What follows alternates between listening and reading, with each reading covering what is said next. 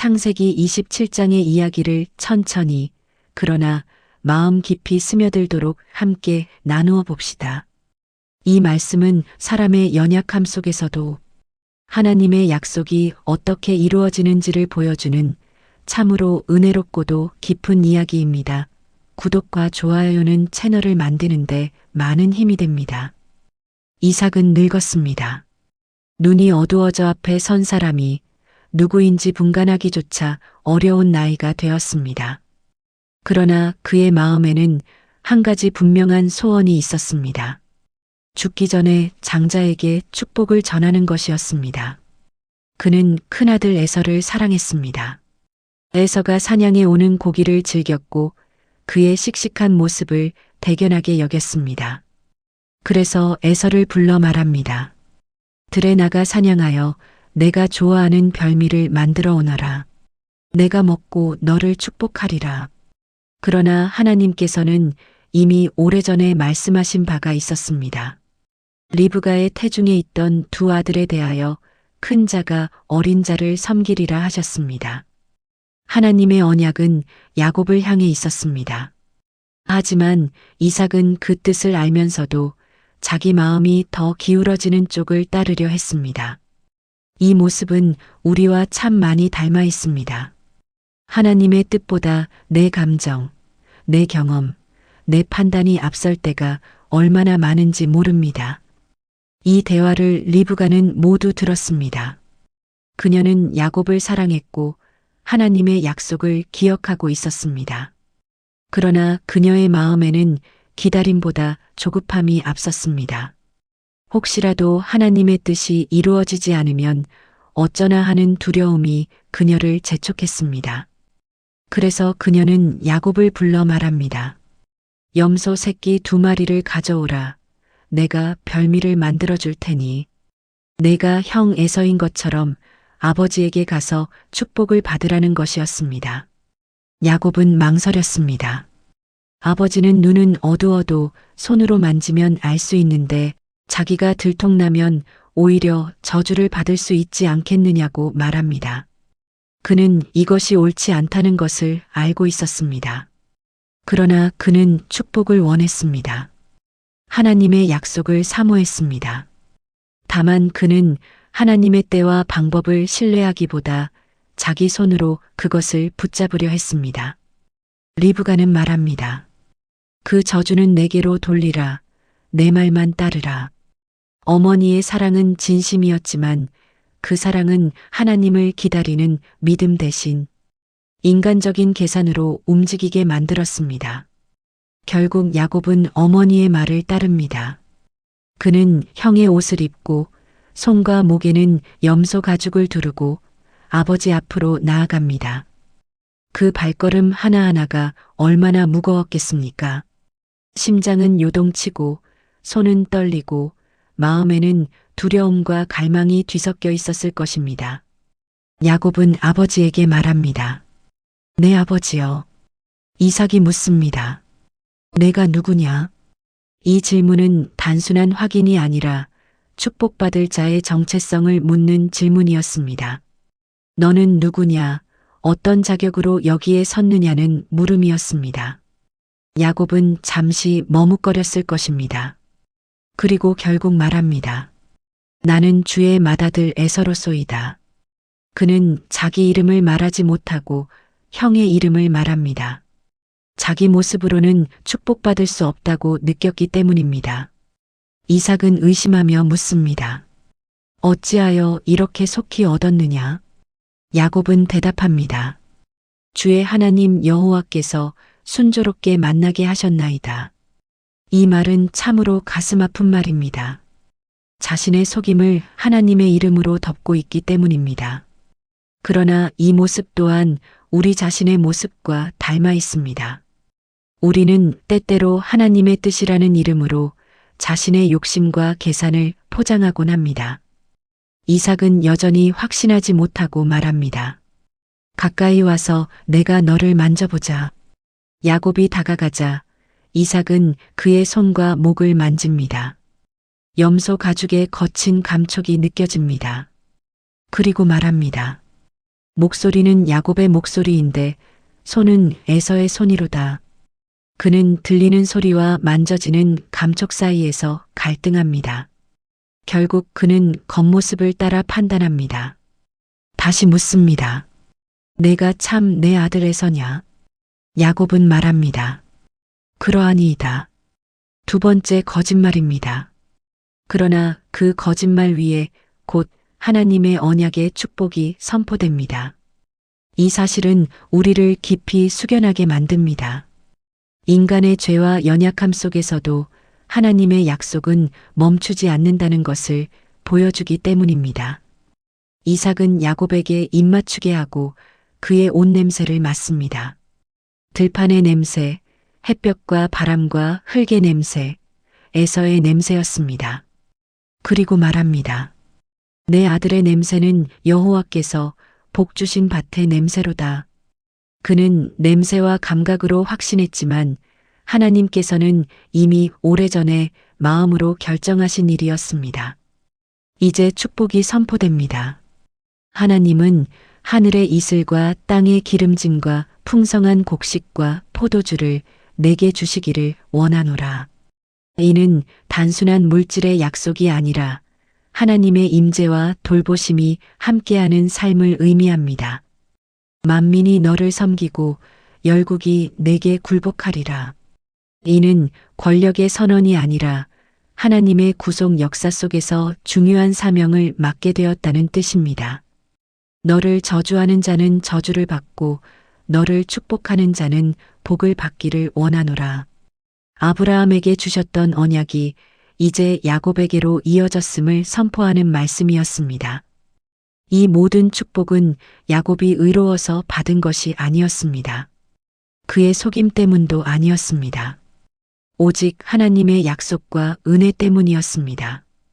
야곱은 잘못된 방법을 택했지만 하나님은 자신의 계획을 포기하지 않으셨습니다. 인간의 실패가 하나님의 신실하심을 무너뜨릴 수는 없기 때문입니다. 야곱이 막 나간 뒤 에서가 사냥을 마치고 돌아옵니다. 그는 기쁜 마음으로 별미를 만들어 아버지께 드립니다. 내 아버지여, 일어나 앉으셔서 드시고 나를 축복하소서. 이삭이 묻습니다. 내가 누구냐? 그는 대답합니다. 나는 주의 맏아들 에서로소이다. 성경은 이삭이 크게 떨며 심히 떨었다고 말합니다. 이는 단순한 놀람이 아니라 영혼 깊은 곳에서 울려나오는 충격이었습니다. 그는 자신이 속았다는 사실과 자신의 뜻이 하나님의 뜻과 달랐다는 사실을 동시에 깨달았을 것입니다. 그리고 말합니다. 내가 이미 그를 축복하였은즉 그가 반드시 복을 받을 것이니라. 이 말 속에는 놀라운 믿음의 고백이 담겨 있습니다. 그는 상황을 바로잡으려 하지 않고 하나님께서 이미 이루신 일을 인정합니다. 에서는 크게 소리 지르며 통곡합니다. 내 아버지여, 나를 위하여 한 복만 남겨두소서. 사냥터에서 누구보다 강했던 그가 지금은 어린아이처럼 울부짖습니다. 그는 과거에 팥죽 한 그릇에 장자의 명분을 팔았습니다. 그때는 그것이 얼마나 큰 손실인지 몰랐습니다. 그러나 이제 모든 것을 잃은 자리에서 그는 비로소 자기 선택의 무게를 느끼게 됩니다. 그는 다시 말합니다. 내 아버지여, 나를 위하여 축복하소서. 그러나 이삭은 말합니다. 내 주소는 땅의 기름짐에서 멀고 하늘의 이슬에서 멀 것이며 너는 칼을 의지하여 살겠고 내 아우를 섬기리라. 이는 장자의 축복과 같은 차원의 언약적 복은 아니었습니다. 그러나 동시에 하나님께서 에서를 완전히 버리셨다는 뜻도 아니었습니다. 하나님은 각 사람의 길을 아시고 각 사람의 몫을 아십니다. 그럼에도 에서는 마음속에 깊은 분노를 품게 됩니다. 아버지를 곡할 날이 가까웠으니 내가 내 아우 야곱을 죽이리라. 슬픔은 분노로 변했고 상처는 미움으로 굳어졌습니다. 죄는 언제나 관계를 무너뜨립니다. 한 사람의 선택은 결국 온 가정의 아픔이 됩니다. 리브가는 이 말을 듣고 야곱을 불러 말합니다. 내 형이 너를 죽이려 하니 하란에 있는 내 오라버니 라반에게로 도망하라. 그녀의 마음에는 두려움과 후회와 슬픔이 뒤섞여 있었을 것입니다. 어찌하여 내가 하루에 두 아들을 잃으랴. 야곱이 죽으면 아들을 잃고 에서가 복수법에 따라 죽게 되면 또 다른 아들을 잃게 되기 때문입니다. 리브가는 며칠만 있다가 돌아오라고 말했지만 그 며칠은 결국 20해가 넘는 시간이 됩니다. 그녀는 다시는 야곱을 보지 못합니다. 하나님의 뜻을 이루려 했지만 잘못된 방법 때문에 깊은 이별의 아픔을 겪게 된 것입니다. 이 이야기는 우리에게 하나님을 신뢰하지 못하고 서두를 때 그 대가가 얼마나 아플 수 있는지를 조용히 보여줍니다. 그러나 이 이야기는 실패로 끝나지 않습니다. 오히려 여기서부터 하나님의 은혜의 역사가 본격적으로 시작됩니다. 야곱은 집을 떠나 광야로 나아가야 했고 외로운 밤에 돌베개를 베고 누워 하늘을 향해 울부짖게 됩니다. 그러나 그 자리에서 그는 하나님을 만나게 됩니다. 하나님은 실패한 야곱을 버리지 않으시고 오히려 그의 인생을 다시 빚기 시작하십니다. 이 장면에서 우리는 복음의 깊은 그림자를 봅니다. 야곱은 자기 모습으로는 축복받을 수 없다고 느꼈기에 형의 옷을 입고 아버지 앞에 섰습니다. 이것은 죄였지만 동시에 훗날 이루어질 구원의 모형이기도 합니다. 우리는 자신의 의로는 하나님 앞에 설 수 없는 존재들입니다. 그래서 예수 그리스도께서 우리의 자리를 대신하셨고 그의 의를 우리에게 입혀주셨습니다. 이제 우리는 자기 이름이 아니라 예수의 이름으로 하나님 앞에 서게 됩니다. 야곱은 형의 옷을 입고 축복을 받았지만 우리는 그리스도의 의를 입고 구원을 받습니다. 야곱의 행동은 속임이었지만 우리의 구원은 은혜입니다. 이것이 복음입니다. 이것이 하나님께서 죄인을 살리시는 방식입니다. 또 한 가지 중요한 사실은 하나님께서 야곱을 선택하신 이유가 그의 성품이나 행실 때문이 아니었다는 점입니다. 그는 속였고 도망쳤고 두려움에 사로잡힌 사람이었습니다. 그러나 하나님은 그런 야곱을 포기하지 않으셨습니다. 오히려 그런 야곱을 통해 이스라엘이라는 이름을 탄생시키셨습니다. 이것은 하나님께서 사람의 가능성이 아니라 자신의 신실하심에 기초하여 일하신다는 증거입니다. 이제 이 이야기를 우리의 삶에 조용히 비추어 봅시다. 혹시 여러분도 지금 조급함 때문에 하나님의 뜻을 앞서가고 있지는 않습니까? 혹시 기다림이 힘들어 하나님의 방법 대신 자신의 방법을 붙들고 있지는 않습니까? 혹시 하나님을 신뢰하기보다 결과를 먼저 붙들려고 애쓰고 있지는 않습니까? 하나님은 우리의 조급함보다 크신 분이십니다. 우리의 계산보다 깊으신 분이십니다. 우리의 실패보다 신실하신 분이십니다. 하나님은 서두르지 않으십니다. 그러나 결코 늦지도 않으십니다. 하나님은 가장 좋은 때에 가장 선한 방법으로 가장 완전한 뜻을 이루십니다. 야곱은 축복을 받았지만 동시에 형을 잃었고 집을 잃었고 어머니를 잃었습니다. 축복과 함께 고난의 길이 시작되었습니다. 그러나 하나님은 그 길에서도 야곱과 함께 하셨습니다. 광야에서도 낯선 땅에서도 억울한 노동 속에서도 사랑의 배신 속에서도 하나님은 한순간도 야곱을 떠나지 않으셨습니다. 축복은 단번에 완성되는 것이 아니라 고난 속에서 빚어지는 것이기 때문입니다. 이 장을 통해 우리는 한 가지 분명한 진리를 배우게 됩니다.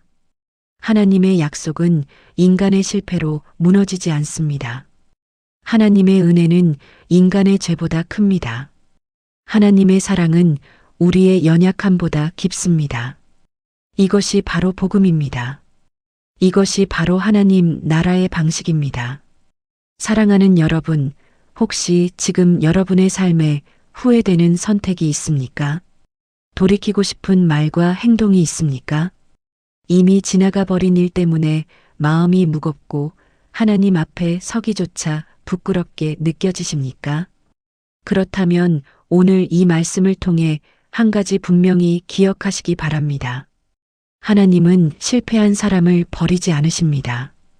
오히려 실패한 사람을 통해 더 깊은 은혜의 이야기를 써내려 가십니다. 야곱은 속임으로 축복을 받았지만 하나님은 그를 속임으로 남겨두지 않으셨습니다. 하나님은 그의 인생을 바꾸셨고 그의 이름을 바꾸셨고 그의 존재를 새롭게 하셨습니다. 훗날 그는 더 이상 야곱이라 불리지 않고 이스라엘이라 불리게 됩니다. 붙잡는 자에서 하나님과 씨름하여 이긴 자로 변화됩니다. 이것이 하나님의 은혜입니다. 이것이 회복입니다. 그리고 이 이야기의 끝에는 화해가 기다리고 있습니다. 야곱은 훗날 형 에서를 다시 만나게 됩니다. 그는 두려움에 떨며 나아가지만 에서는 그를 끌어안고 목을 어금맞추고 입맞추며 함께 웁니다. 미움이 사랑으로, 분노가 용서로, 이별이 만남으로 바뀌는 장면입니다.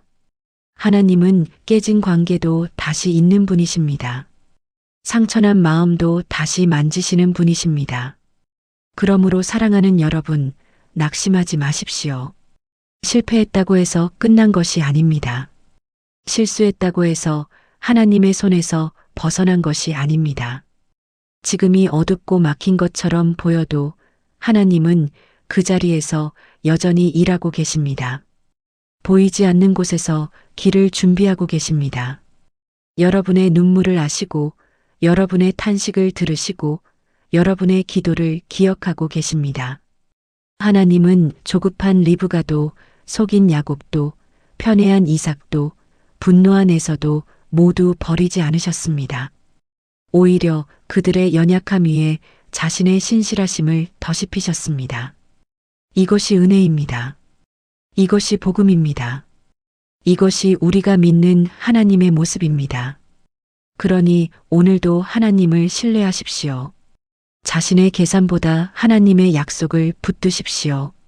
결과보다 하나님의 마음을 먼저 구하십시오. 기다림이 길게 느껴질지라도 그 시간 속에서도 하나님은 여러분을 빚고 계십니다. 그리고 그 빚으심은 언제나 사랑입니다. 언제나 선하심입니다. 언제나 생명으로 이끄는 손길입니다.